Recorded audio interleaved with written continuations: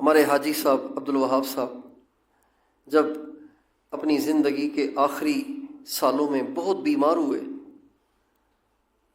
یہ بات ہے تقریباً 2013 کی، 18 میں ان کا انتقال ہوا۔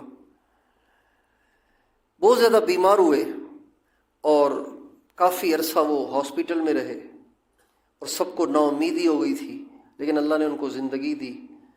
چنانچہ جب وہ رائے گنج واپس تشریف لائے تو انہی دنوں میں بنگلہ دیش میں اجتماع ہونے لگا تھا، بنگلہ دیش میں اجتماع ہونے لگا تھا۔ تو بھائی صاحب نے فرمایا میں بھی جاؤں گا۔ ڈاکٹروں نے کہا کہ ان کو سفر نہیں کرنا چاہیے، یہ ابھی اس قابل نہیں ہے کہ سفر کریں، لیکن حاجی صاحب مان نہیں رہے تھے۔ چنانچہ مشورے سے ایک جماعت بنی جو حاجی صاحب سے بات کرے۔ اس جماعت میں جو متکلم تھے وہ حضرت مولانا احسان الحق صاحب تھے۔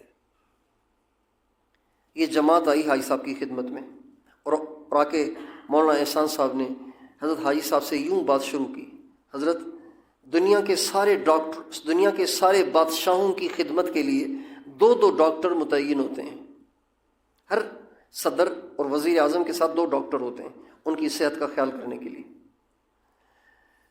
تو مولانا فرمانے لگے کہ حضرت دنیا کے ہر بادشاہ کے ساتھ 2 ڈاکٹر ہوتے ہیں، لیکن اللہ نے آپ کو 4 ڈاکٹر دیے ہیں، 4 ڈاکٹر دیے ہیں، اور چاروں کے چاروں ڈاکٹروں کا یہ متفقہ فیصلہ ہے کہ آپ کو سفر نہیں کرنا چاہیے۔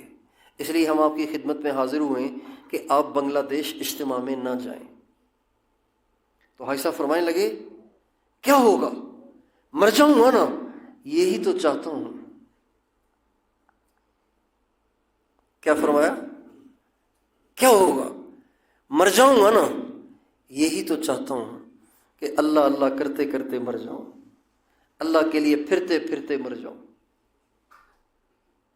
بس یہ فرق ہے ہم لوگوں میں اور ان میں کہ وہ اللہ پاک کا کام کرتے تھے اللہ پاک کی محبت کے ساتھ، اللہ پاک کی لگن کے ساتھ، اللہ پاک کے عشق کے ساتھ۔ ان کی نمازیں عاشقانہ، ان کی دعوت عاشقانہ، ان کے روزے عاشقانہ، ان کا ذکر عاشقانہ، ان کی ساری محنتیں اور قربانیاں عاشقانہ تھیں۔ ہماری ہیں عابدانہ، پھسپھسی، بے جان، فارملٹی، عادتیں۔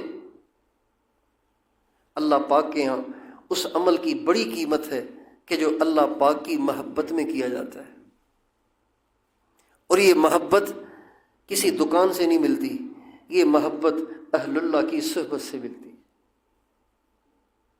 اللہ والوں کی صحبت سے